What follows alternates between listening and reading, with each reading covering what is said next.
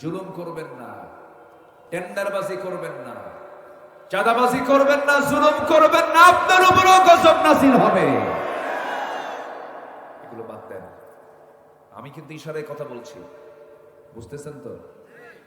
সব বোঝা যায় তো? বোঝা যায় তো? শিক্ষা নিতে হবে। ভুল করবেন আপনিও সাইজ হবে। ধরে নিয়ে চলে গেল আমাকে মানে থানায় মামলা টামলা দিয়া জেলখানায় পাঠায় দিল।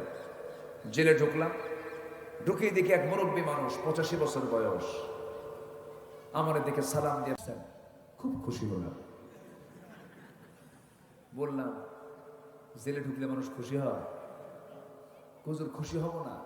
মাহফিলে যাই, অনেক দূর থেকে ওয়াজ শুনি, মুসাফা করার কত শখ, একটু আলিঙ্গন করার কত শখ, পাই না।